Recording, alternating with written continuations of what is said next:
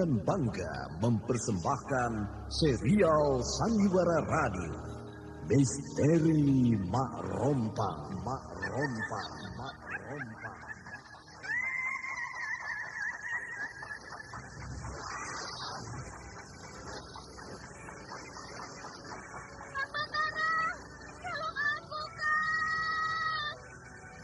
Cepat kemari, Wulan. Mak Rompang, kisah bangkitnya kembali setiap 200 tahun. Seorang anak manusia yang dapat berganti wajah dan wujud. Terkadang menjadi seorang gadis cantik teramat cantik. Terkadang menjadi seorang nenek tua renta buruk rupa yang selalu menimbulkan prahara dan malapetaka mengerikan bagi umat manusia.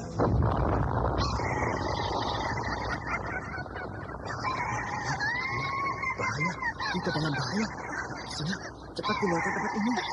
Tunggu Kang Wira, aku mau menuju warung dulu. Jangan pikirkan warungmu, pikirkan nyawamu. Menjauh! Tuk Tunggal bilang menjauh. Takut itu berapa panas. Tuk Tunggal ada di mana, Wira? Tuk Tunggal berada di dalam kampus. Menyingkir semua! Menyingkir keluar dari desa!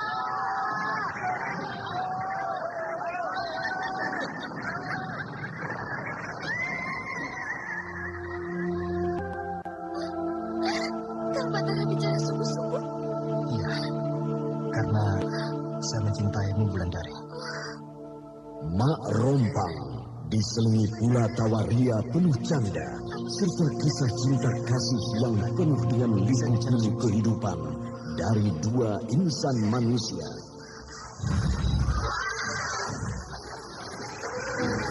Awas di belakangmu, Wulandari!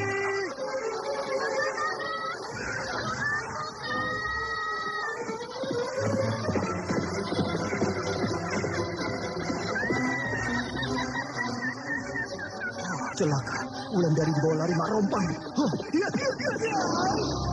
Didukung artis-artis terkenal Ferry Fadli, Yvonne Rose, Anna Sambayon, dan sederet bintang-bintang terkenal lainnya.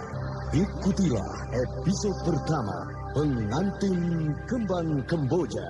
Pengantin Kembang Kemboja. Lebih baik aku menghindar dari tempat ini. Maaf, saya lebih baik pulang. Maksud saya tidak mau mengganggu suasana pengantin baru kalian.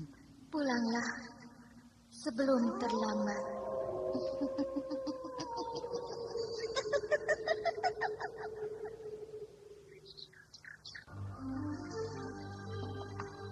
Naskah buah karya Asmadi Syafar. Seri yang ketujuh ini didukung oleh para pelaku.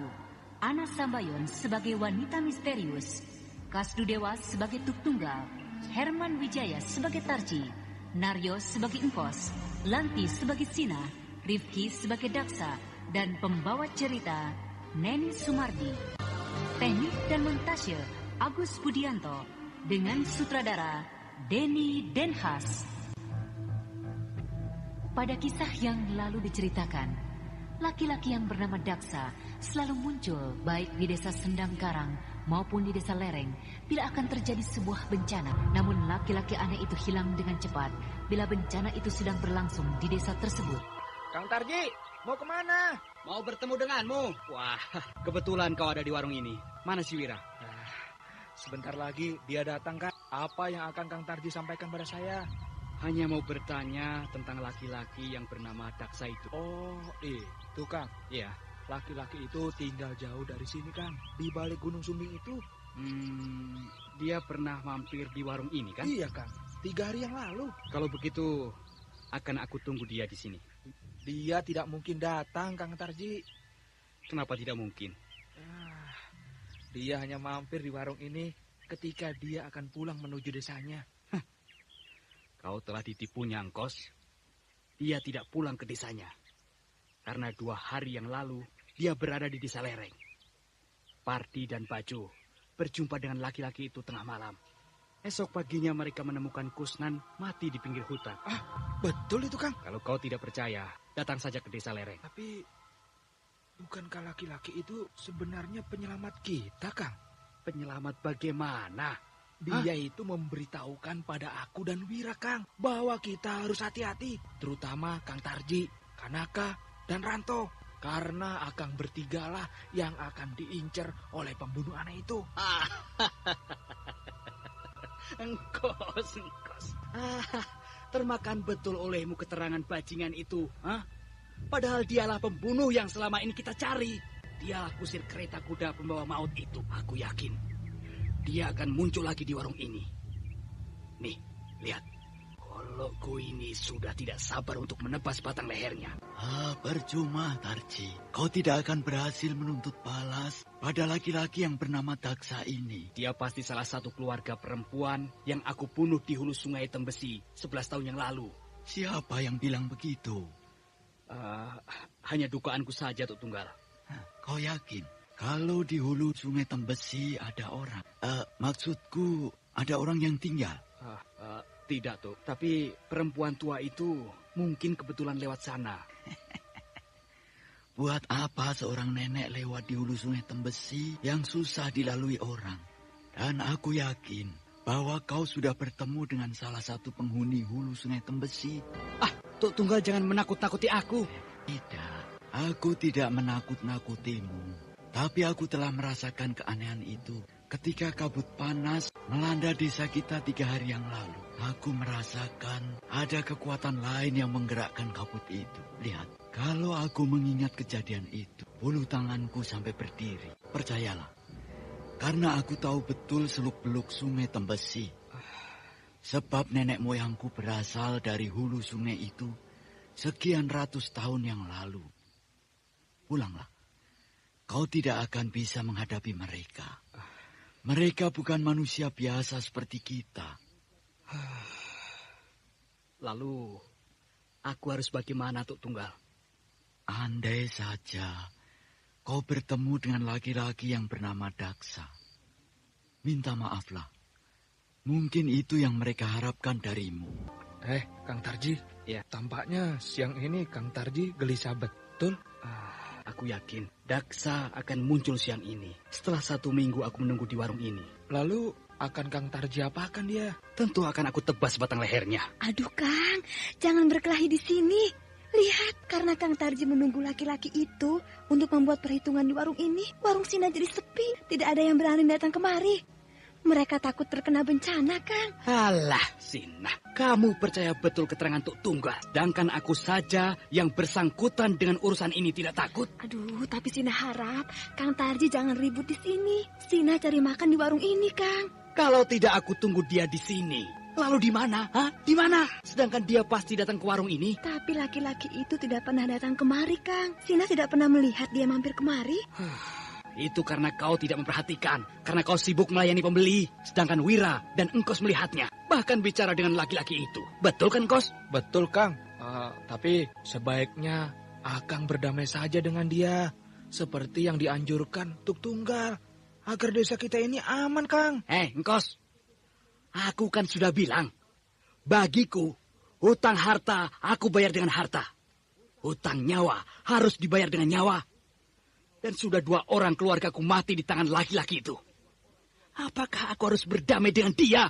Kang, Tuk Tunggal pasti betul. Ikutilah nasihat Tuk Tunggal. Alah. Tuk Tunggal bicara begitu. Karena nenek moyang Tuk Tunggal berasal dari hulu sungai Tembesi itu. Tentu saja dia bela orang-orang yang berasal dari sana. Ada orang kemari. Mana, Kang? Itu. Dia berpakaian serba hitam. Dengan ikat kepala yang juga hitam. Laki-laki itu yang bernama Daksa, Kang Tarji? Tidak sia-sia aku menunggu di sini. Kau lihat, Sina. Akhirnya laki-laki itu datang juga. Oh, dia? Tapi laki-laki ini belum pernah datang kemari, Kang. Aku belum pernah melihatnya. Dia sudah dekat.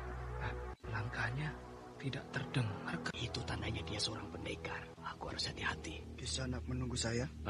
Iya. Kisanak yang bernama Daksa, kan? Iya. Dan pasti Kisanak bernama Tarji. Dari mana Kisanak tahu? Aku sudah melihat tandanya. Bahkan sudah seminggu Kisanak menunggu saya di sini pun saya sudah tahu. Rupanya memang kau yang membuat onar, ha? Kenapa Kisanak menuduh begitu? Karena kaulah kusir kereta pembuat malapetaka di desa ini. Kusir kereta itu berpakaian hitam-hitam seperti yang kau pakai sekarang ini. Belum tentu. Nih, terimalah.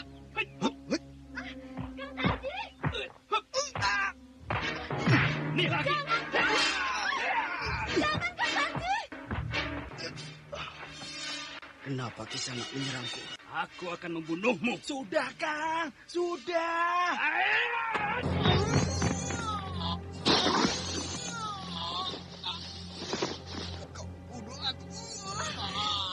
Dia jatuh. Dia mati, Kang. Dia memang harus mati. Kang Tarji, dia menggeliat di tanah dan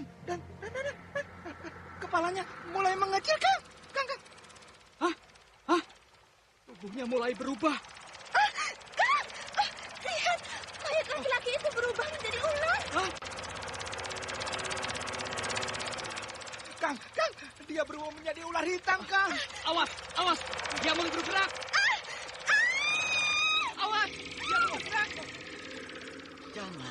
Jangan dibunuh dia. Biarkan dia pergi, Tarji. Kau tunggal. Jangan membuat bencana lagi. Ular itu masuk ke dalam semak-semak. Biarkan saja, Engkos. Kalian tidak akan sanggup melenyapkannya. Karena dia memang bukan tandingan kalian.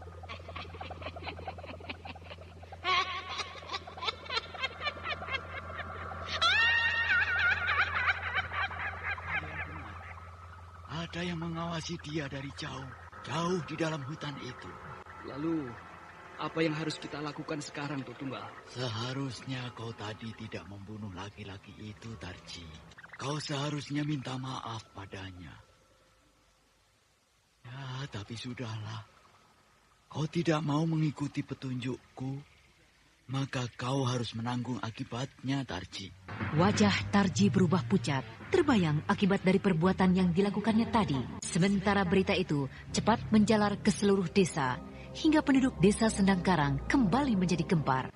Ketika sore sudah menjelang, penduduk sudah mengurung diri di dalam rumah. Mereka takut untuk keluar. Mereka takut digigit ular hitam jadi-jadian itu. Malam telah merambat, jalan desa terasa sepi. Tidak satupun tampak orang meronda. Tidak satupun tampak orang yang berada di halaman rumah. Hanya sesekali terlihat babi hutan melintas desa. Sementara cahaya bulan berwarna perak kepucatan. Kos, lihat. Jalan desa sepi sekali. Desa kita bagi desa tidak berpenghuni. Sudahlah, Kang Tarji. Tutup saja pintu itu. Kau takut? Tidak. Hanya, suasananya agak lain. Kalau kereta kuda itu datang lagi, akan aku sambut kedatangannya. Tapi percayalah, kereta kuda itu tidak akan datang. Karena kusir kereta itu sudah berubah menjadi ular hitam. Bunyi kentongan. Iya. Pasti ada bahaya, Kang. Tunggu. Kita dengarkan dari arah mana datangnya bunyi kentongan itu. Jauh sekali kentongan itu, Engkos. Pasti bukan berasal dari desa kita. Kang, ada bunyi kentongan yang lebih dekat. Bunyi kentongan itu dari desa kita. Ayo, tutup pintu itu, Kang. Apalagi yang akan terjadi? Kalau ditutup begitu, rasanya lega, Kang. Kita harus bersiap-siap. Siapa tahu bencana akan datang tiba-tiba di desa ini. Iya, aku sudah siap, Kang. Itu sebabnya aku menemani Kang Tarji di rumah ini.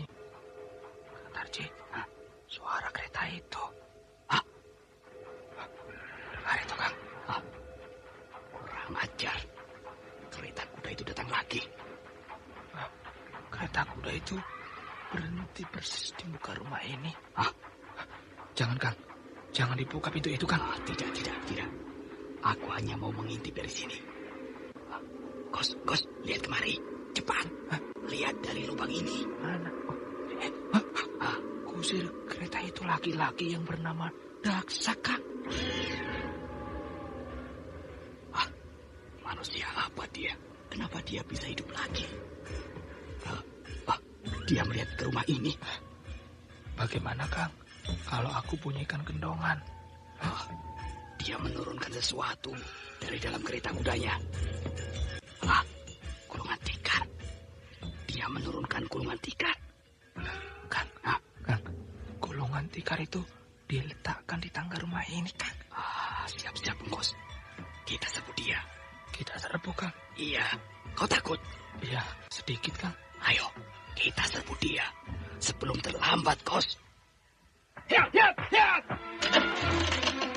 Dengan cepat Tarji dan Engkos melompat keluar rumah, tubuh keduanya melayang di udara sebelum menjejak halaman rumah. Sedangkan di tangan masing-masing telah menggenggam sebilah golok yang berkilat terkena cahaya bulan. Lalu dengan tangkas, keduanya memburu kusir kereta yang bernama Daksa. Namun Daksa tampak tidak mempedulikan. Laki-laki itu berjalan menuju kereta kuda. Lalu ia naik dan menjalankan kereta kuda dengan tenang. Engkos dan Tarji tetap memburu. Namun perlahan-lahan kereta kuda itu hilang di kabut malam. Hilang, Kang.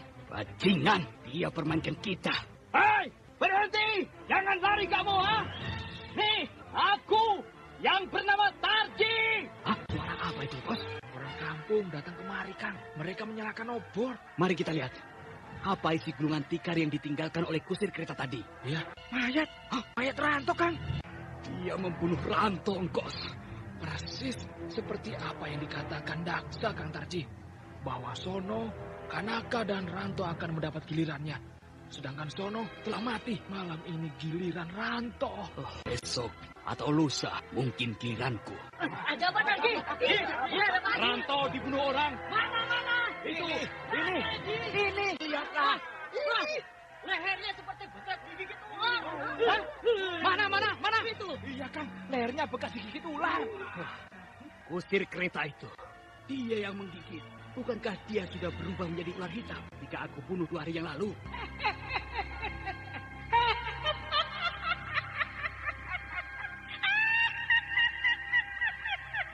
Kembali desa itu dirundung duka karena salah satu warganya mati di malam itu. Sementara Tarji tampak geram. Dia seperti sudah siap untuk bertarung menghadapi pembunuh yang sampai kini belum diketahui sosok bentuknya. Itu dia. Tarji. Hei, kereta itu bergerak ke tepi desa. Bawa kawan-kawan ke sana. Tarji. Aduh, kenapa kau kemarin, Kos? Kang Tarji, mayat Ranto hilang. Hah? Hei! Dengar itu, Kos. Kereta kuda itu membawa kembali mayat itu.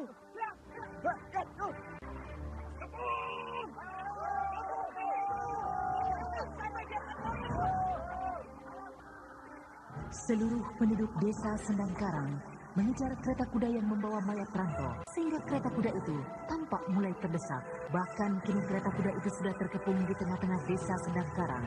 Puluhan obor dinyalakan, sedang Tarji bergerak lincah memimpin pengepungan itu. Sementara kereta kuda bergerak liar, lalu ketika puluhan tombak dihunus ke arah kusir kuda, maka perlahan-lahan kereta kuda itu menembus kepungan. Tanpa menunggu apa-apa lagi, seluruh tombak dengan serentak dihujamkan ke arah kusir kereta. Namun puluhan tombak itu bagai menghunjam bayangan, sehingga kusir kereta itu tidak luka sedikit pun. Bahkan kereta kuda itu menembus kepungan pakai bayangan, sehingga lolos dari tengah-tengah kepungan. Lalu kereta kuda itu hilang di bawah cahaya bulan yang berwarna keperakan. Bang Pardi, lihat itu. Desa Sendangkarang sedang gempar. Jelas sekali tampak dari atas ini. Obor-obor dinyalakan. Iya, obor-obor itu bergerak cepat ke sana kemari. Berarti mereka sedang mengejar sesuatu. Iya. Ayo, kita bersiap, Bajo. Pukul kentongan. Iya.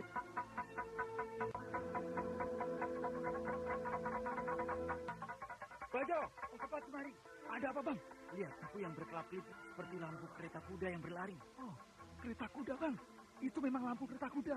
Datangnya dari arah desa Sendangkarang. Pasti kereta kuda itu yang dikejar oleh orang-orang Sendangkarang. Bagaimana, Bang? Apa yang harus kita lakukan? Kita harus bantu orang-orang Sendangkarang. Mari kita kumpulkan kawan-kawan yang lain, Bajo. Iya, Bang. Hei, ada kereta kuda yang datang dari arah Sendangkarang. Bajo, kereta itu sedang berada di batas desa. Jangan sampai lolos. Kereta itu sudah memasuki desa kita. Cepat, betul. Dan orang-orang tidak dapat menghentikan kereta itu, Bang. Bajo, kereta itu sudah dekat kemari. Kita hadang, Bang Parti. Ayo.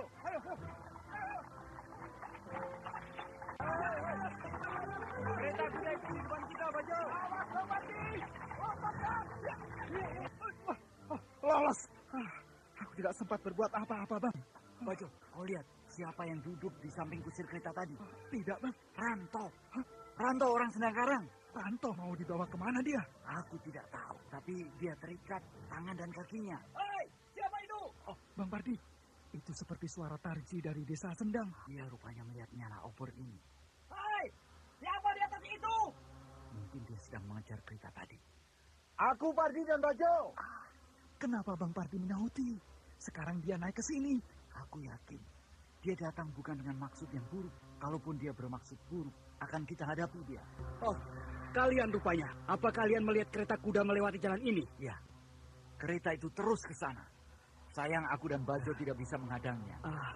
Kalian lihat isi kereta itu? Ya, Ranto. Dia duduk di samping kusir kereta dengan tangan dan kaki terikat. Ranto? Ranto sudah mati. Tapi aku melihat betul.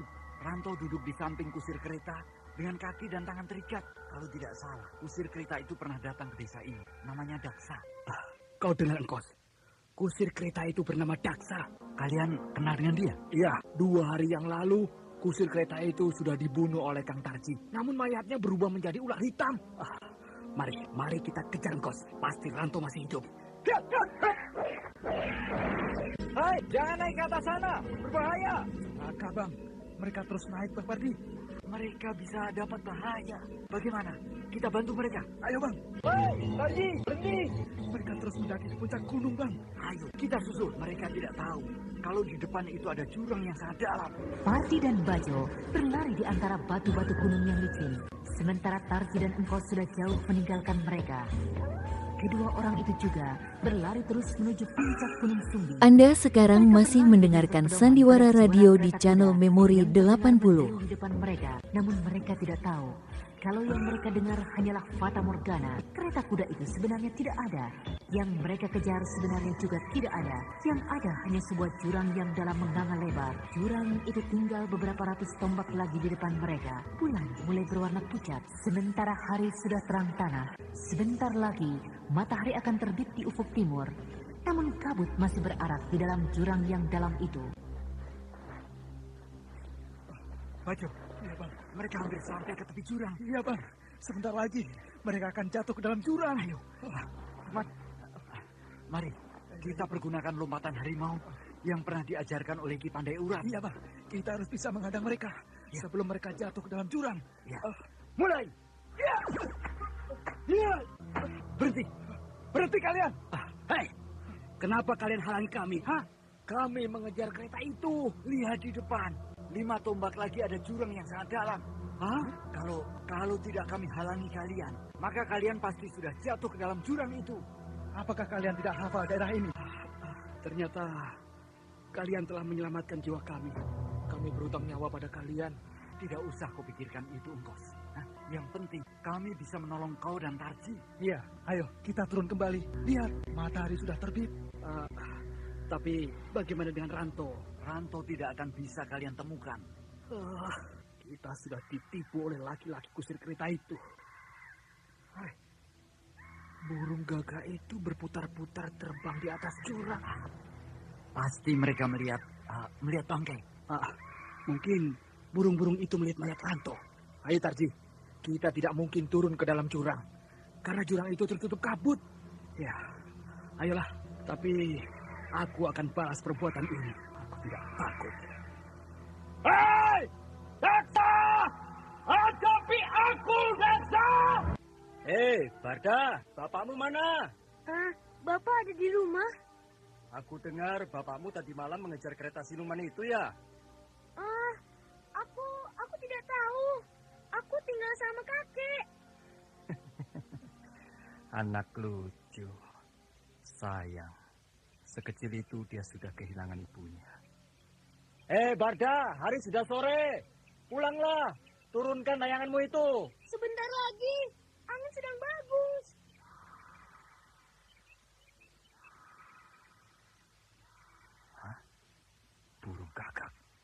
burung itu menyambar layangan Barda.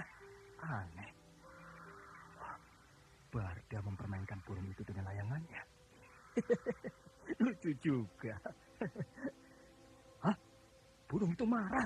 Dia mulai terbang rendah di atas kepala Barda. Oh, celaka. Paman Kanaka. Burung gagak itu menyambar kepala Barda. Tolong, Paman. Barda, lari Barda. Tinggalkan layanganmu itu. Ayo, cepat masuk ke dalam rumahku. Biar paman yang mengusirnya, ayo. Hei, pergi kamu. Ayo. Kurang ajar. Kau patuk kepalaku. Mampus kau. Burung jahanam. Kenapa kau lari? Sial. Kepalaku berdarah kena patuknya. Terima kasih, Kanaka. Kau telah menyelamatkan anakku tadi sore. Kang Tarji, ada-ada saja. Hanya burung gagak yang sedang marah, Kang. Kanaka, burung gagak itu berasal dari Gunung Sumbing. Burung itu juga ada ketika aku dan Engkos mengejar kereta kuda yang lari ke atas gunung itu. Hah? Jadi burung itu, atau mungkin burung gagak yang lain? Tidak. Aku yakin burung itu burung suruhan. Burung suruhan? Ya, burung suruhan kusir kereta yang bernama Daksa. Nah, kau dengar suara burung gagak? Hah? Burung gagak malam hari? Mungkin burung gagak tadi siang. Dia mau membalas kekalahannya tadi sore padamu. Tadi sore burung itu kena aku tampar.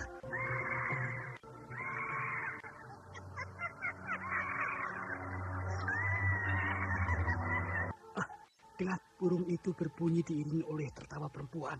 Kang Tarji, kita harus siap-siap. Ya, terutama kau Kanaka. Burung itu pasti akan menuntut balas malam ini padamu. Awas Kanaka! Hampir saja mataku kena disambarnya. Burung jahanam. 2 ekor burung gagak masih menyerang Kanaka di tengah malam itu. Ketika mereka sedang meronda berkeliling desa, sementara di kejauhan masih terdengar suara tertawa perempuan terkekeh-kekeh.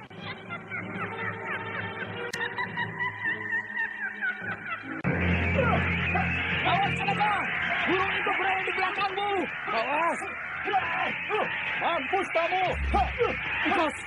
Burung-burung gagak itu bertambah banyak, Engkos! Kita harus bantu dia! Iya!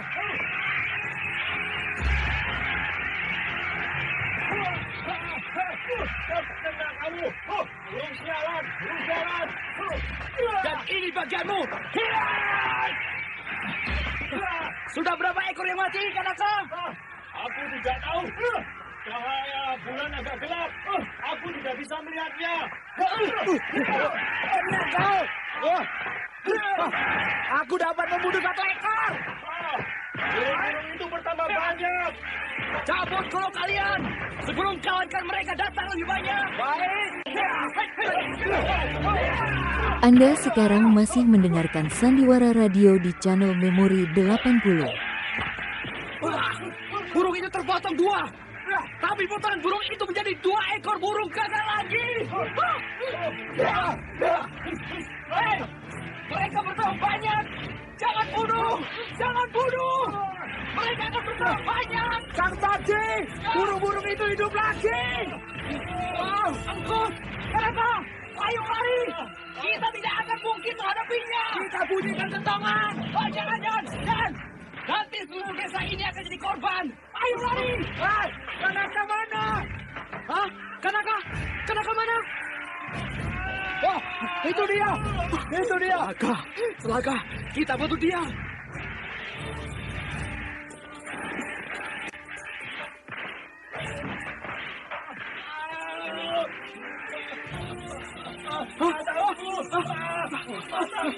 Kedua matamu disambar burung-burung itu. Tarji, tolong aku. Potong kau. Iya. Kanaka cepat. Biar aku menghadapi burung-burung ini. Jadi sama-sama. Tiba-tiba saja mereka terbang jauh. Selamat kita. Aduh. Tarji. Kanaka, kepalamu berlumuran darah, Kanaka. Kedua matamu berlumuran darah. Dan seluruh tubuhmu berlumuran darah. Kanaka. Kanaka tidak bernafas lagi. Selamat siang, Pandai Urat. Oh, selamat siang. Mimpi apa yang membawamu kemari, Tutunggal? Mimpi buruk. Mimpi buruk itu kini melanda desaku, Pandai Urat. Itu sebabnya aku datang kemari. Ya, aku sudah mendengar tentang bencana yang melanda desa Sendangkarang. Aku turut sedih. Duduklah, Tutunggal. Kau pasti lelah setelah berjalan sejauh ini. Tempatmu masih seperti ini. Masih sepi dan tentram. Ya, kalau tinggal di dalam hutan tentu sepi seperti ini. Siapa gadis kecil yang sedang bermain di bawah pohon kenanga itu? Cucuku. Cucumu? Sejak kapan kau punya cucu, ha? Ingatanmu masih bagus. Aku memang tidak pernah punya cucu. Punya anak pun tidak. Dia aku ambil dari desa Muara Siau. Karena ibu bapaknya mati. Aku kasihan melihat anak itu. Dia menangis sambil berlari-lari. Sementara beberapa ekor burung gagak mengejarnya. Burung gagak? Iya, ibu bapaknya mati disambar puluhan burung gagak. Tampaknya burung-burung itu burung kiriman untuk menghabisi kedua orang tuanya. Siapa nama kedua orang tuanya? Aku tidak tahu, Tutunggal. Bahkan nama anak itu sendiri aku tidak pernah tahu. Sehingga aku beri saja dia dengan sebutan Sepi. Karena hidupnya sekarang ini sepi. Tidak punya siapa-siapa lagi. Waktu itu dia berumur kira-kira 3 tahun. Dan kau tahu, Pandai Urat, 3 hari yang lalu di desa Sendangkarang, Kanaka mati karena disambar burung gagak. Ya, bahkan puluhan burung gagak membunuh pemuda itu. Itu burung kiriman, Tutunggal. Kau harus hati-hati. Ya, itu memang burung kiriman. Ada yang menyuruhnya. Kejadian itu persis sama dengan kejadian yang dialami oleh kedua orang tua si Sepi. Pasti pengirim burung-burung gagak itu orangnya sama. Pandai Urat, aku yakin bahwa pengirim burung-burung itu dan juga pembuat bencana di desa Sendangkarang bukanlah orang biasa, tapi seseorang yang mempunyai tingkatan ilmu yang tinggi. Sudah beberapa kali aku mencoba dengan kekuatan batinku. Selalu aku membentur kekuatan yang luar biasa. Betul apa yang kau bilang itu, Tutunggal. Aku pun bukan hanya diam melihat kejadian-kejadian ini. Apalagi kejadian ini juga menimpa kampungku, Desa Lereng. Aku sudah beberapa kali mencoba menyerang dengan kekuatan batinku. Tapi sia-sia. Bahkan aku mendapat serangan balik. Lalu apa yang kita lakukan? Untuk menandingi kekuatan aneh ini, kita butuh waktu yang lama. Bahkan sangat lama. Sehingga aku sudah memutuskan untuk mendidik si Sepi itu. Untuk di kemudian hari bisa menandingi atau bahkan mengalahkan kekuatan hebat yang jahat itu. Nah, kini tinggal kamu. Siapa yang kamu didik untuk bisa mengalahkan kekuatan hebat yang tidak terlihat ini? Alangkah bahagianya kau Pandai Urat. Kau sudah mempunyai pelanjut ilmu-ilmumu. Sedangkan aku memang belum. Aku belum punya pilihan. Siapa kelak yang akan aku didik untuk menandingi kekuatan yang sekarang ini tidak bisa kita tandingi. Mulai sekarang, carilah orang yang bisa meneruskan kepandaianmu. Sehingga bila kamu mati kelak, kau tidak akan penasaran. Ya. Aku akan cari. Hanya ada yang aku sesalkan, Tuk Tunggal. Apa itu? Bencana ini sebenarnya dimulai oleh Tarji. Ketika dia melarikan Muna dari desaku 11 tahun yang lalu. Bukan begitu? Iya, ya. Memang begitu. Tapi itulah, anak muda itu penaik darah. Sehingga yang menanggung bukan dia sendiri, tetapi seluruh desa Sendangkarang. Ya, baiklah Pandai Urat sahabatku. Aku akan pulang dulu. Semoga kau berhasil mendidik gadis kecil itu sebagai penerusmu. Pandai betul kau memilih calon juara. Dari jauh saja sudah terlihat susunan tulang-tulangnya. Susunan tulang pesilat tangguh. Dari dulu kau tidak berubah, Tuk Tunggal. Selalu kau pandai menghibur hati kawan. Tapi tunggu dulu. Kenapa kau begitu cepat meninggalkan tempatku ini? Biasanya kau pasti tinggal beberapa hari di sini. Sambil kita bertukar pikiran tentang jurus-jurus yang kita ciptakan. Untuk kali ini rasanya tidak bisa. Aku sedang merasakan bahwa akan terjadi bencana lagi di Sendangkarang. Ya, aku kagum padamu, Tuk Tunggal. Karena perasaan batinmu masih kuat seperti dulu. Kau terlampau memuji aku, Pandai Urat. Padahal aku tahu, kau juga merasakan getaran bencana yang akan melanda desa Sendangkarang, bukan? Wah, kau pandai membaca perasaanku. Ya, pergilah Tuk Tunggal. Tapi ingat, jangan kau coba-coba untuk terjun menghadang kekuatan yang sedang memporak-porandakan desamu. Kau akan sia-sia. Carilah seorang yang akan kau didik untuk membalaskan sakit hati ini. Ya.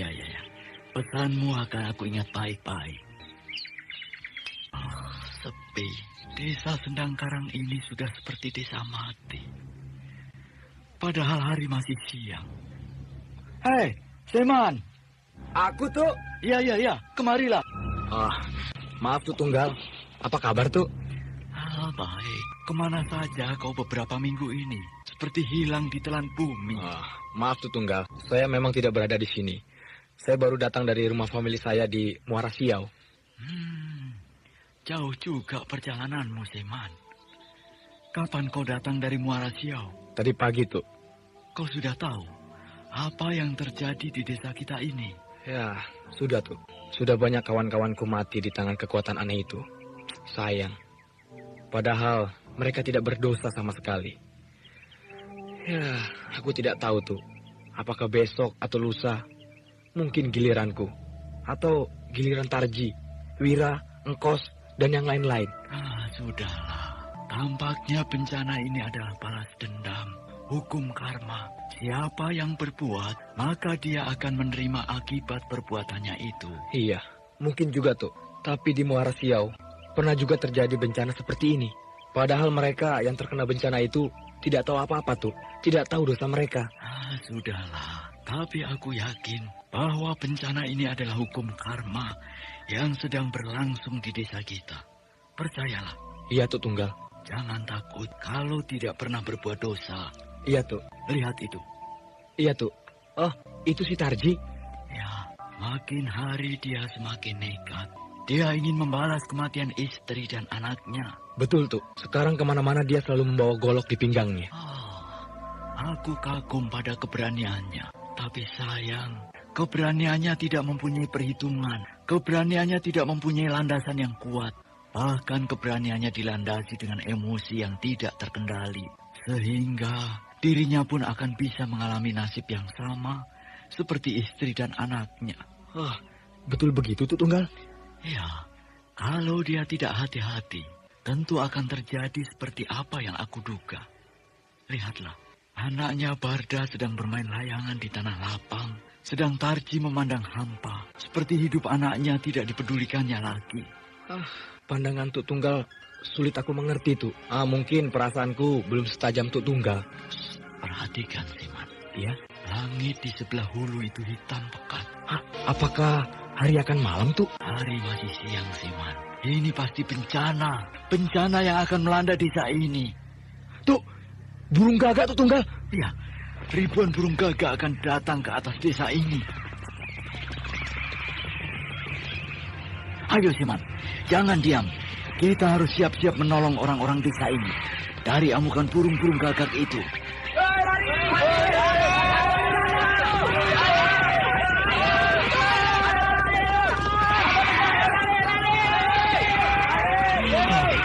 Rupanya ini bencana yang akan melanda desa ini. Ini yang aku rasakan sejak di tempat Cipandai Urat. Ayo Tarji, jangan hadang burung-burung itu. Semua lari ke dalam rumah. Oh, celaka. Burung-burung ganas itu mulai menyambar mencari mangsa. Lari ke dalam rumah. Seperti menantang maut. Hilang, celaka. Kemana si Barga?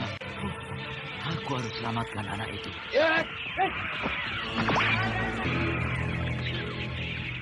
Suasana desa Sendangkarang bagaikan gempa bumi.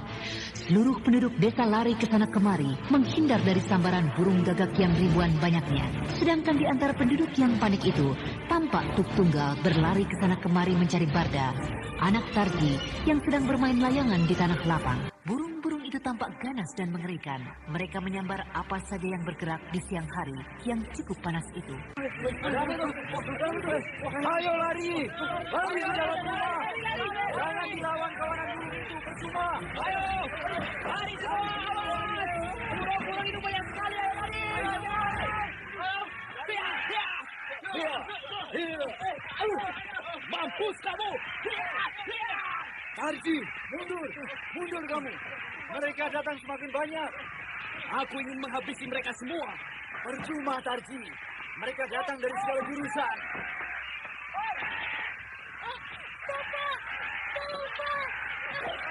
Itu suara Barda. Anak itu dalam bahaya. Hai! Burung-burung jahanam! Hadapi aku! Jangan ganggu anakku!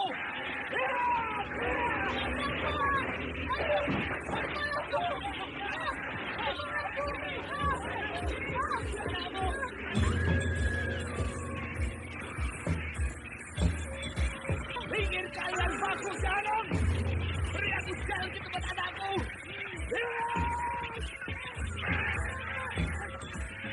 Aku harus selamatkan anak itu.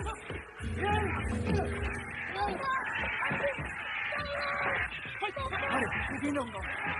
Tidak, aku mau bapakku. Ayo burung suruhan, pergi kalian. Jangan ganggu anak yang tidak berdosa ini. Cepat Barda, mari aku gendong kamu. Tidak, aku tidak mau. Aku tidak mau. Jangan takut, aku Tuk Tunggal. Aku kawan bapakmu. Ayolah, burung-burung itu datang lagi.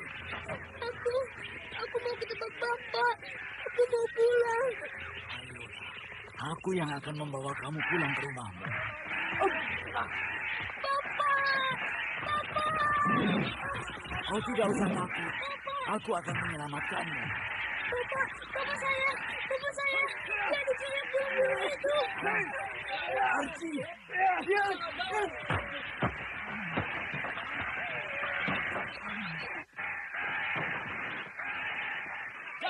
Anda sekarang masih mendengarkan Sandiwara Radio di channel Memori 80. Susah, Barda. Kita susah menolong bapakmu. Lihat, burung-burung itu mulai menyerang kita.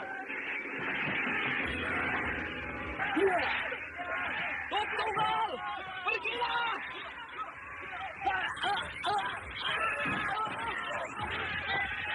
Arji, kau tidak mau lari. Akhirnya kau harus menderita begitu. Kita harus tinggalkan tempat ini, Barda. Kita harus menyelamatkan diri kita. Bapakmu sudah tidak bisa lagi diselamatkan. Bagaimana, Parda? Sudah sembuh luka-luka di kepalamu? Sudah, Tuk.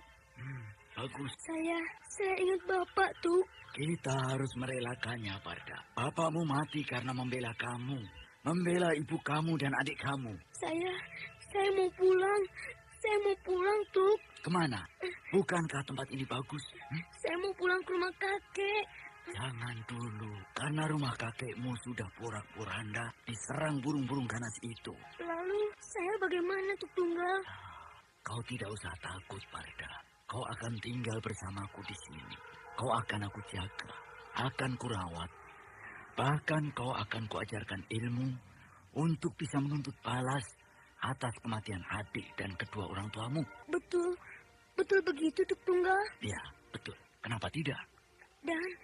Dan apakah saya bisa pulang ke rumah kakek dan nenek saya? Nantilah, kalau kita punya waktu, karena kakek dan nenekmu pun sudah tewas diserang burung-burung itu. Kakek. Sudah. Jangan menangis dari seluruh keluargamu. Kaulah satu-satunya yang selamat, Parda. Oleh sebab itu, mulai hari ini, aku akan mengganti namamu menjadi Si Mujur. Mujur? Apakah tidak buruk nama itu, Tuk? Justru namamu itu bagus agar kau tetap mujur dan selamat di dalam hidupmu kelak. Iya. Semoga aku tidak salah pilih pada anak ini. Pandai urat. Aku sudah menemui seorang anak untuk aku didik bila menilik bentuk tubuhnya. Dialah anak yang memenuhi syarat-syarat untuk menjadi seorang yang tangguh di kemudian hari. Tapi yang aku khawatirkan adalah sifatnya. Aku khawatir sifat bapaknya turun pada dirinya.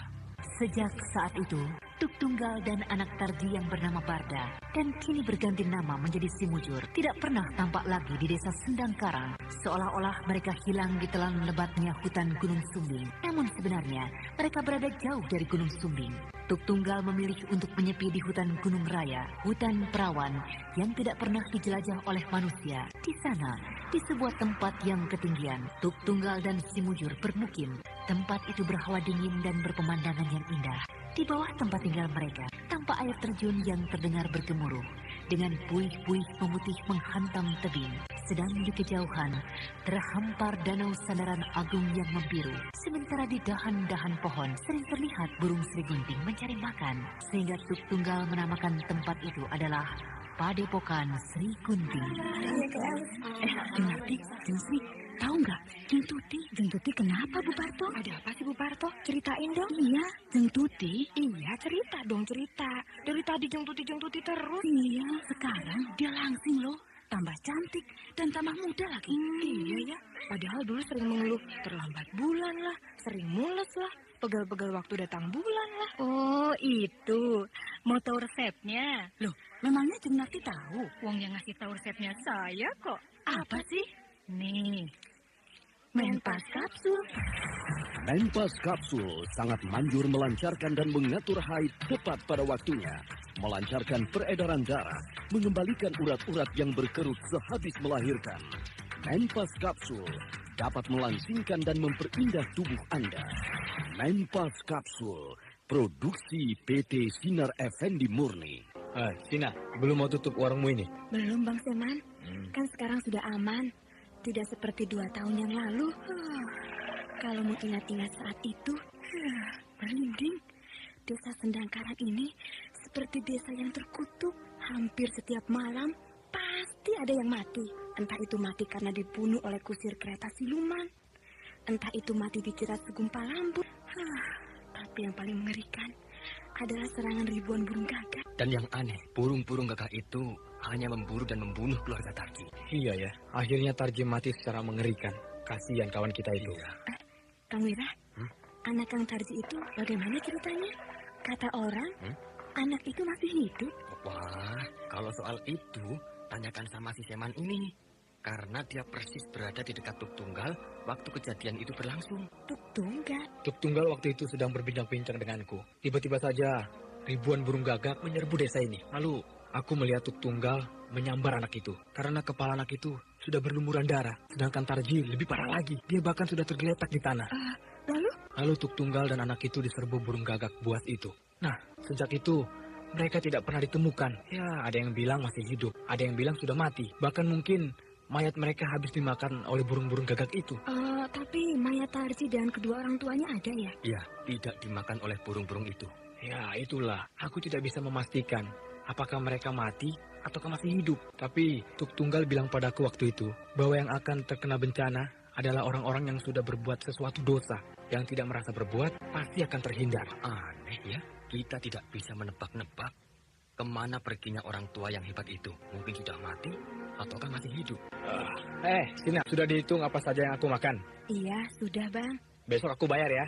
Abang mau kemana? Pulang, sudah senja. Nanti saja, tunggu malam sedikit. Seman, lihat tuh, ada yang datang. Perempuan, cantik lagi. Bagaimana, jadi kamu pulang? Nanti saja. Boleh saya minta minum? Boleh. Silakan Kak. Terima kasih. Seman, kau lihat. Perempuan ini agak pucat. Mungkin dia sakit. Tidak. Dia tidak pucat. Hanya letih. Pucat? Bahkan kini bertambah pucat. Itu karena hari sudah senja. Jadi penglihatanmu tidak jelas. Dek, desa Sendang Karang masih jauh? Oh, ini Sendang Karang, Kak. Ini desa Sendang Karang. Kebetulan kalau begitu. Kakak mau mencari siapa? Tarji. Tarji? Iya. Maaf kakak, nama kakak siapa? Rompang. Yuk, itu si Andi, pengantin baru kan? Kok udah loyo begitu ya? Andi. Halo pengantin baru, apa kabar nih? Baru juga seminggu jadi pengantin baru, kok udah loyo begini nih? Jadi orang kayak Naryo dong, biar udah punya anak 2. Tapi kondisinya masih tetap segar. Gairah terus sampai tua kali. Bisa aja kamu, Wan. Tapi gimana caranya, Yo? Gampang. Minum aja kapsul obat kuat Aladina. Aladina? Kapsul obat kuat Aladina dibuat dari ramuan tumbuh-tumbuhan berkhasiat ditambah ginseng dari Korea. Sangat ampuh mengembalikan kesegaran dan tenaga baru, baik bagi pria maupun wanita. Kapsul obat kuat Aladina menyembuhkan sakit pinggang, kurang darah, lekas capek dan susah tidur. Aladina tersedia di mana-mana. Kapsul obat kuat Aladina, produksi PT Sinar Effendi Murni. Seman, wajah perempuan ini agak aneh. Jangan menghina orang. Apakah kakak tidak tahu kalau Tarji itu sudah meninggal 2 tahun yang lalu? Sudah meninggal ya? Kalau begitu, betul apa yang dikabarkan orang. Saya kemari ingin mencari anaknya. Anaknya bernama Barda, bukan? Iya, Barda. Apakah dia di rumah kakeknya? Sayang, Kak. Kakak datang terlambat. Seluruh keluarga Tarji sudah habis 2 tahun yang lalu. Mereka musnah diserang ribuan burung-burung gagak. Sudah musnah ya. Seman, kau dengar burung gagak berbunyi di kejauhan. Jangan menakut-nakuti perempuan ini. Tapi anaknya tidak mati kan? Saya kurang tahu. Waktu-waktu kejadian itu, atau Bang Seman yang lebih tahu. Bang Seman berada di dekat anak itu waktu terjadi serangan burung-burung gagak dulu. Mana yang bernama Seman? Saya Seman. Adik. Bagaimana? Di mana anak itu sekarang? Saya kurang tahu. Hanya waktu kejadian itu, dia dibawa lari oleh Tuk Tunggal. Lalu, berarti tidak mati kan? Ya, entahlah. Apa sudah mati atau masih hidup? Karena saya dan juga orang-orang desa ini tidak pernah melihat dan menemukan mayat anak itu. Kurang ajar. Siapa yang kakak maksud kurang ajar? Laki-laki yang bernama Tuk Tunggal. Saya permisi. Kemana perempuan tadi? Kok menghilang? Dia kan tadi ke sana. Bang Seman, itu air yang diminumnya ada di bekas tempat duduknya. Kita telah berjumpa dengan siapa sebenarnya? Dia bukan manusia. Air yang diminumnya tidak pernah masuk ke dalam perutnya. Air itu tumpah lagi di bekas tempat duduknya. Sina, coba lihat gelas bekas dia minum. Coba. Lihat, kok ada kembang kemboja di dalam gelas ini? Siapa nama perempuan tadi? Siapa ya? Rompang nama saya.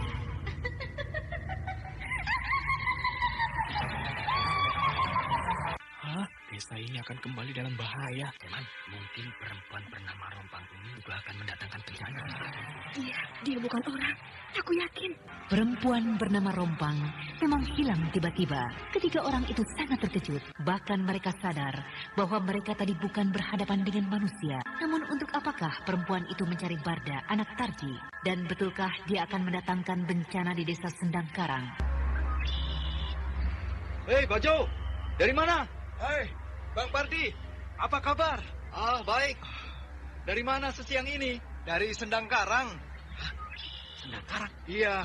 Bagaimana kabar orang-orang Sendang Karang? Baik-baik saja, Kang. Tidak pernah terdengar lagi ada bencana di sana, kan? Tidak. Hanya 5 tahun yang lalu ada seorang perempuan datang ke warung Sinah. Perempuan itu mengaku masih famili Tarji. Famili Tarji? Iya. Bukankah semua sanak famili Tarji sudah habis? Kecuali anak yang bernama Barda? Nah, itu. Perempuan itu mencari Barda. Kau dapat cerita dari mana, Bajo? Dari Sinah. Aku mampir di warung Sinah. Bagaimana? Bagaimana bentuk perempuan itu? Perempuan itu masih muda dan cantik. Namanya? Kalau tidak salah, namanya... tunggu. Namanya... Rompang. Iya, Rompang. Nama perempuan itu aneh. Aku belum pernah mendengar nama keluarga Tarji yang bernama seperti itu. Lalu?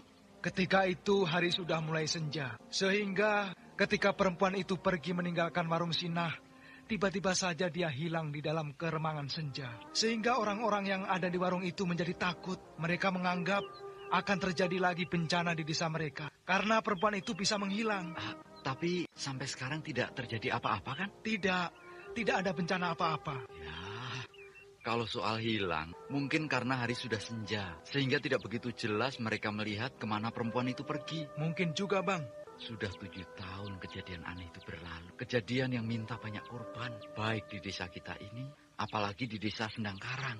Ya, sudah 7 tahun, Bang. Semoga saja hal-hal yang seperti itu tidak terulang lagi. Ngeri, karena kita tidak bisa berbuat apa-apa. Jangankan kita, Bajo. Ki Pandai Urat saja tidak bisa berbuat apa-apa. Juga Tuk Tunggal. Bang, kemana kedua orang sakti itu ya? Sudah lama mereka menghilang dari tengah-tengah kita. Orang-orang seperti mereka memang begitu. Hilang entah kemana. Tiba-tiba tanpa diduga muncul di hadapan kita. Mungkin mereka pergi menuntut ilmu lagi, Bang. Agar bisa menghadang bencana yang timbul seperti 7 tahun yang lalu. Ya, mungkin juga. Simo! Kau itu Kinara? Iya, kita kan giliran ronda malam ini. Iya. Lalu siapa lagi ya, Simo? Bang Pardi, Bajo, Korep, dan Sidalu. Mungkin mereka sebentar lagi juga datang. Baguslah kalau begitu. Mo, dingin sekali ya malam ini. Iya, tapi untung tidak gelap ya. Bulan sedang purnama. Iya, bulan sedang purnama. Sunyi sekali ya. Bagaimana kalau kita nyalakan api unggun agar ya tidak dingin? Iya ya. Ayo, kita cari ranting-ranting kering. Ayo, Kinara. Ya.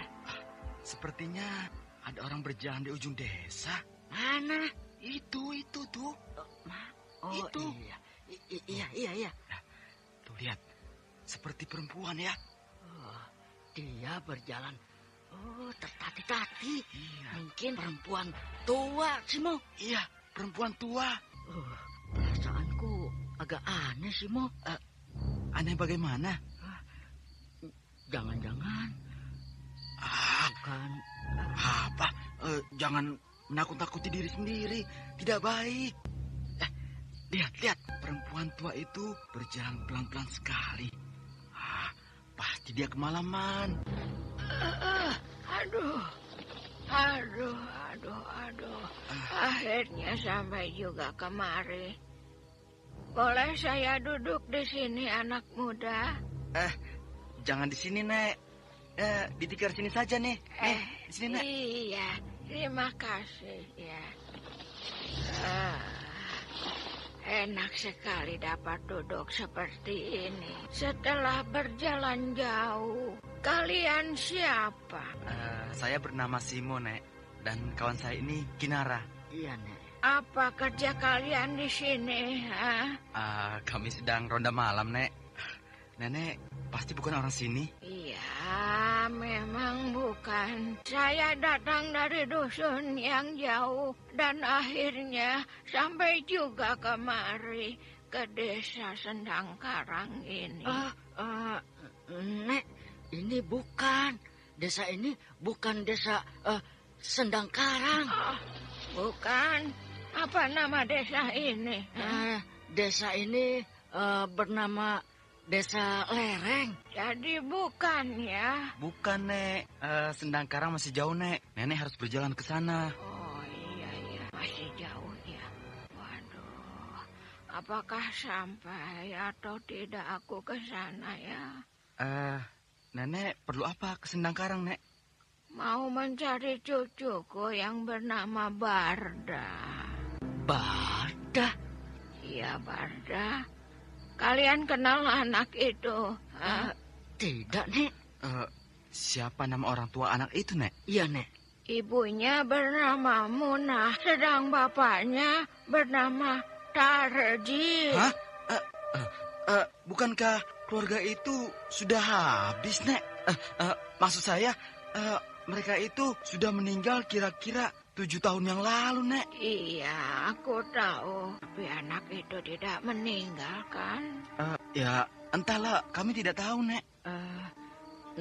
Nenek ini siapa? Aku bernama Rompang. Mak Rompang.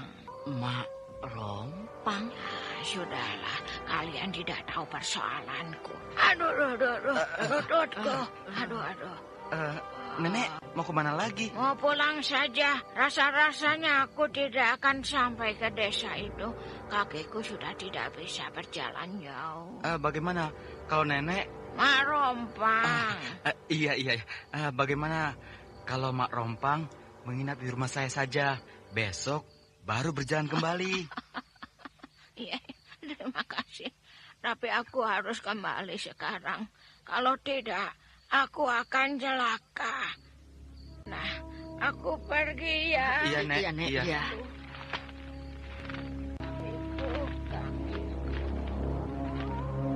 Kasihan ya Mak Rompang itu. Jauh-jauh mencari cucunya.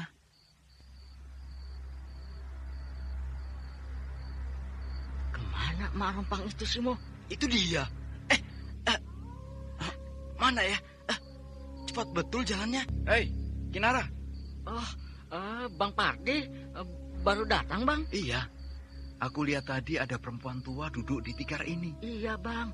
Baru saja dia pergi, Bang. Kemana? Itu ke sana, Bang. Dari mana datangnya perempuan itu? Entahlah, Bang. Tapi dia mau ke Sendangkarang, Bang. Sendangkarang? Mau apa dia ke sana? Dia bilang mau mencari cucunya yang bernama Barda. Hah? Siapa nama perempuan itu? Namanya Mak Rompang. Kenapa perempuan itu tua? Bang Pardi kenal dengan perempuan itu? Tidak. Hanya aku pernah dengar bahwa perempuan yang bernama Rompang pernah datang ke desa Sendangkarang. Tapi bukan nenek-nenek. Rompang itu seorang perempuan muda yang sangat cantik. Pasti bukan perempuan tadi, Bang. Hanya mungkin kebetulan saja nama mereka sama. Ya, mungkin saja. Tapi kenapa mereka sama-sama mencari anak Tarji yang bernama Barda? Nah, betul kan dugaanku, Simo? Perempuan itu pasti bukan setan. Jangan menduga yang bukan-bukan. Jalan perempuan itu kan tertatih-tatih. Tapi kenapa tiba-tiba dia bisa menghilang? Pasti dia... Siapa tahu dia orang sakti. Kita sedang menghadapi bencana. Bencana akan kembali melanda desa kita. Bang Pardi. Bajo, ada apa? Itu, Bang. Ki Pandai Urat datang kemari. Mana? Di sini kalian rupanya. Aduh, Ki. Kami semuanya rindu pada Ki Pandai Urat. Dan tanpa diduga-duga, Malam ini Ki Pandai Urat datang kemari. Apa kabar, Ki? Apa kabar, Ki? Sudahlah, sudah. Tidak usah pakai basa-basi mencium tanganku. Aku datang bawa kabar buruk. Kabar buruk, Ki? Ya, kabar buruk. Aku sedang mengejar seorang perempuan tua. Dan aku yakin perempuan itu pasti lewat di sini. Betul, Ki. Iya, Betul, Ki. Tadi ya, Ki ya, ada seorang perempuan tua mampir di sini. Namanya... Marompang? Betul, Ki. Marompang. Celaka. Kemana perempuan tua itu?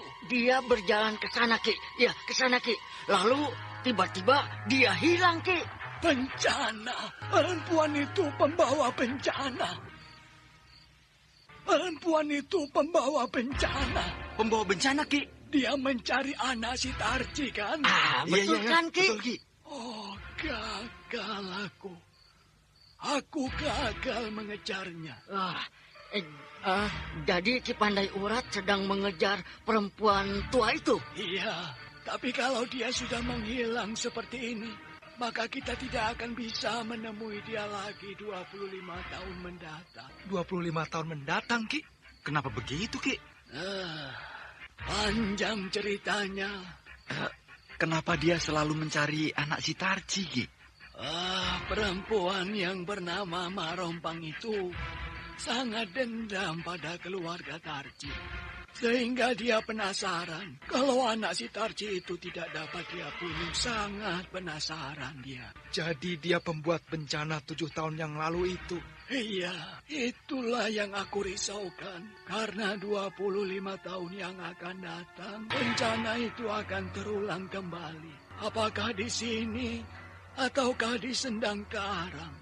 Untung kalian bertemu dengan perempuan itu ketika keadaannya sudah sangat tua renta. Kalau saja ketuanya itu hanya baru seperti berumur 80 tahun. Aku tidak tahu apa yang akan terjadi pada kalian. Jadi siapa sebenarnya perempuan itu, Ki? Entahlah. Apakah dia itu siluman ataukah manusia biasa? Hanya yang pasti, ilmu Marompang itu sangat tinggi. Setiap 25 tahun, dia akan berubah menjadi gadis remaja yang cantik jelita. Lalu berubah lagi menjadi gadis dewasa. Berubah lagi menjadi perempuan yang matang. Lalu berubah menjadi nenek-nenek. Dan terakhir menjadi perempuan tua renta. Seperti berumur 200 tahun. Nah, yang kalian temukan tadi itu, ketika dia sedang berumur 200 tahun, di saat dia sudah tidak bisa berbuat apa-apa. Tapi apabila kalian bertemu dengannya dalam bentuk gadis remaja yang cantik jelita, sampai dalam bentuk nenek-nenek berumur sekitar 80 tahun, maka itulah saatnya Marompang dalam keadaan yang sangat ganas. Aku yakin dia itu bukan manusia, Ki. Mana ada manusia bisa hidup seperti itu? Entahlah, aku sendiri belum tahu. Ki Pandai Urat masih berbincang-bincang dengan peronda malam itu sambil mengelilingi api unggun.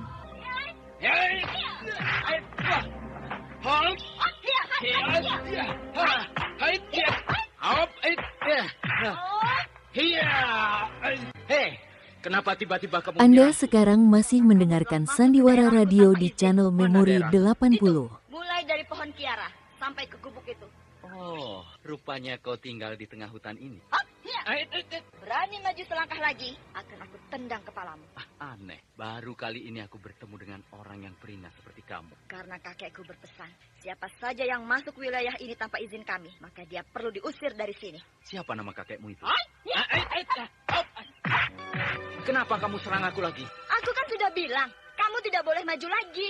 Tapi aku kagum. Semudah ini umurmu sudah bisa melepaskan tendangan berbahaya seperti tadi. Oh, jadi kamu mau pamer di hadapanku bahwa kamu bisa mengelakkan tendanganku. Tapi kalau kamu ingin coba lagi, akan aku beri yang lebih berbahaya. Jangan. Aku tidak mau berkelahi denganmu. Siapa namamu? Kamu siapa? Aku bernama Bujang Mujur, berasal dari Gunung Raya. Aku bernama Nyi Sepi, berasal dari Gunung Sumbing. Namamu aneh? Namamu lebih aneh lagi. Nah, Sekarang aku perintahkan kamu keluar dari daerah ini. Kalau aku tidak mau? Kamu harus mau. Kalau aku tidak mau? Maka terimalah seranganku ini. Cukup. Berhenti. Apa perlumu anak muda datang kemari? Sampai disuruh pergi oleh cucuku ini, kamu tidak mau? Maaf kakek. Saya disuruh oleh kakek saya menunggu di sini. Jadi sebelum kakek saya datang, saya tidak akan berani meninggalkan tempat ini. Tapi cucuku ini sudah mengatakan padamu bahwa tidak diizinkan siapapun masuk kemari tanpa seizin dia atau aku. Maaf kakek, saya lebih baik dihukum mati daripada saya melanggar perintah kakek saya. Jadi kamu menantang aku, anak muda?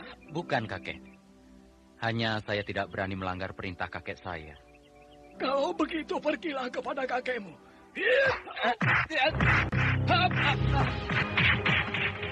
Hebat kamu. Setelah ke udara kena sambaran pukulanku, kini kau bisa jatuh ke tanah dengan kedua kakimu. Tapi melihat gerakanmu, aku ingat pada sahabatku yang bernama Tuk Tunggal. Tidak salah dugaanmu, Ki Pandai Urat. Dialah cucuku yang bernama si Bujang Mucur. Tuk Tunggal, aku yakin kaulah yang mendidik pemuda ini. Rupanya dapat juga olehmu seorang murid yang pandai, Tuk Tunggal. Ya, karena aku malu padamu. Hanya itu. Maaf, kami datang berkunjung ke tempatmu ini tanpa memberitahu terlebih dahulu. Hebat. Aku kagum cara kalian datang berkunjung ke tempatku ini. Mari, kita duduk di depan gubukku. Tuk Tunggal berjalan di belakang Ki Pandai Urat menuju sebuah pelataran yang datar dan bersih di depan sebuah gubuk yang sangat sederhana. Sementara di belakang mereka berjalan Nyi Sepi dan Bujang Mujur. Sekeliling gubuk itu tampak tumbuh bunga-bunga hutan yang indah. Sedang di belakang gubuk terdapat jurang yang sangat terjal dan licin, sehingga mustahil orang akan dapat mencapai tempat itu dengan menaiki jurang tersebut. Sehingga jalan satu-satunya adalah datang dari tempat Bujang Mujur dan Tuk Tunggal tadi datang. Jauh di bawah sana terhampar hutan yang membiru dan selalu diselimuti oleh kabut. Aku tidak menyangka kalau gadis kecil dulu sudah sebesar dan secantik itu.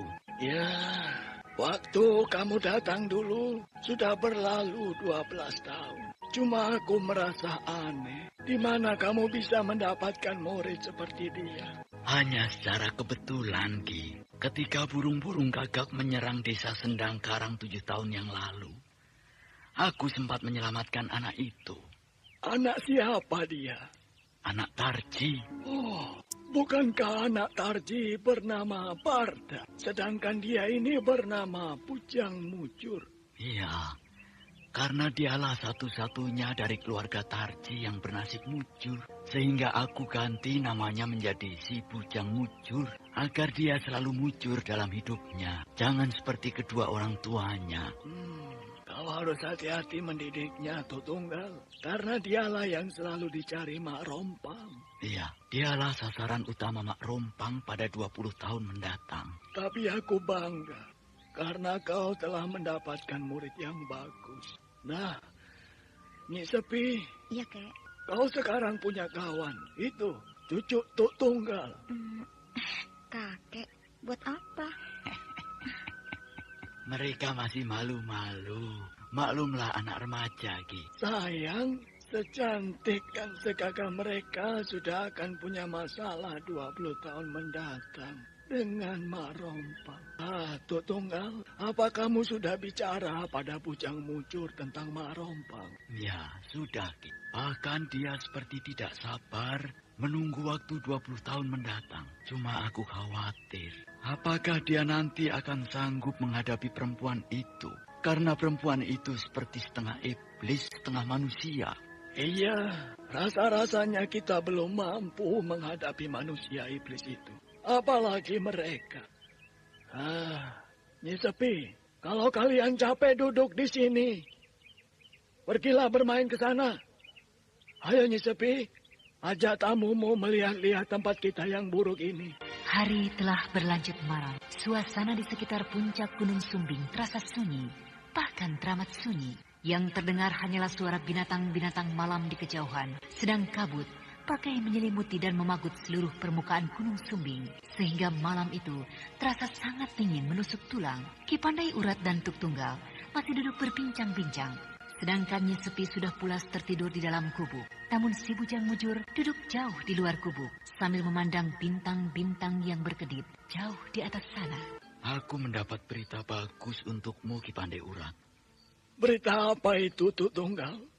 Berita tentang Mak Rompang. Tentang kelemahan Mak Rompang?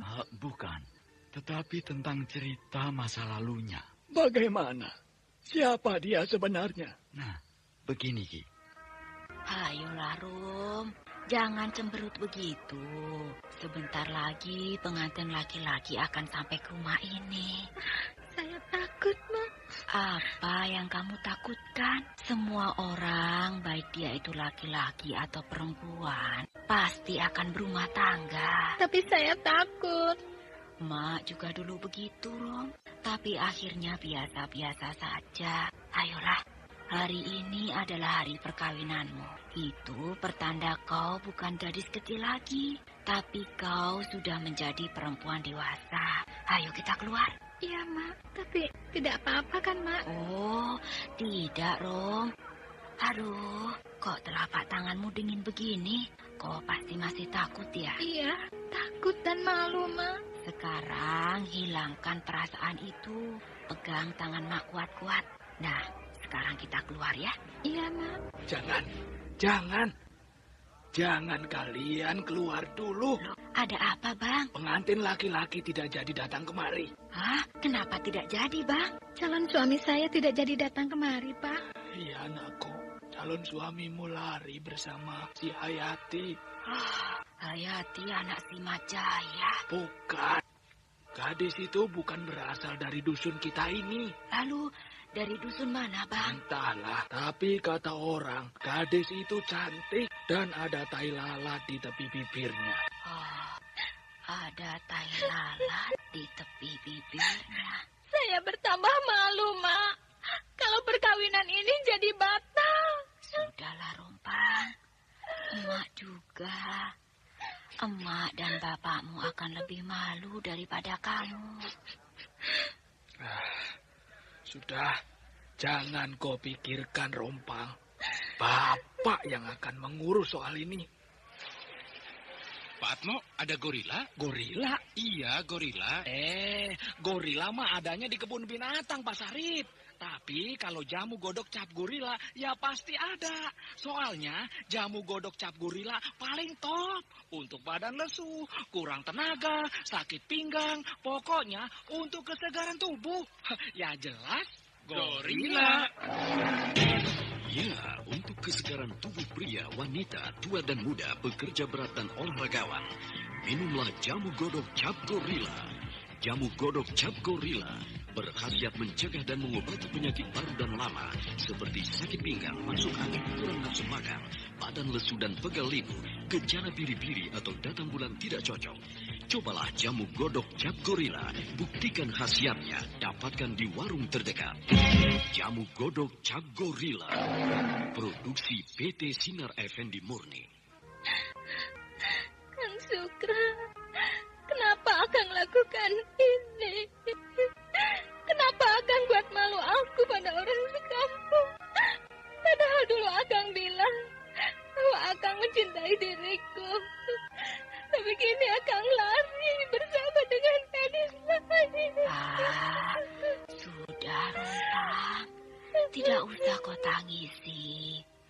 Kalau si Sukra lari dengan perempuan lain, berarti memang dia tidak mau sama kamu. Nah, sekarang tinggal kita cari pemuda lain untuk calon suamimu. Tidak, Mak. Saya tidak akan kawin dengan orang lain kecuali dengan Kang Sukra. Alah, Rompang. Buat apa kita harapkan laki-laki seperti itu? Sedangkan dia tidak mengharapkan kamu lagi. Wah. Kenapa menangis terus, Rompang? Bagaimana ini, Bang? Ada berita tentang si Sukra, Bang. Kata orang, bukan si Sukra yang mau lari dengan gadis itu. Tapi gadis itu yang merayu-rayu si Sukra. Sehingga si Sukra terpengaruh untuk pergi bersama gadis itu. Kurang ajar dia. Akan aku cari perempuan itu. Dan akan aku bunuh perempuan itu. Rompang! Kembali kamu! Merebut calon suamiku. Akan aku cinta perempuan yang bertali lalat di tepi bibirnya itu. Rompang! Kembali, nak! Rompang! Nah, itulah masa lalunya, Ki. Lalu apakah dapat dibunuhnya perempuan yang bernama Hayati itu? Belum. Rompang tidak dapat menemui perempuan itu. Sehingga dia menjadi gila. Dia menjadi kumal, namun dia tetap mencari perempuan itu. Dia masuk kampung, keluar kampung. Sehingga bentuknya sudah tidak keruan. Bahkan dia sering diteriaki orang gila dan dilempari anak-anak dengan batu bila memasuki sebuah desa. Mungkin karena penderitaannya itu, akhirnya Rompang menghilang entah kemana. Namun 25 tahun kemudian, Rompang muncul lagi. Kini dia bukan Rompang yang dulu, tapi Rompang yang beringas, Rompang yang ganas. Dia membunuh siapa saja yang dia jumpai, terutama gadis-gadis yang dianggapnya telah merebut suaminya. Dan suatu ketika, Rompang bertemu dengan Hayati, perempuan yang telah membawa lari suaminya 25 tahun yang lalu. Hayati! Ada orang gila! Awas! Di belakangmu! Di belakangmu itu! Kau yang bernama Hayati, bukan? Iya, aku. Suamimu bernama Sukra, bukan? Iya, Sukra. Oh, mau apa kau? Terimalah pembalasanku ini. Yuk, itu si Andi, pengantin baru kan? Kok udah loyo begitu ya? Andi. Halo pengantin baru, apa kabar nih?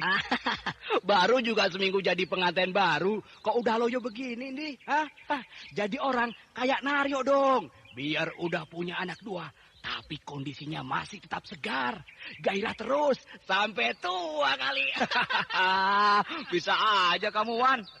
Tapi gimana caranya, Yo? Gampang, minum aja kapsul obat kuat Aladina. Aladina?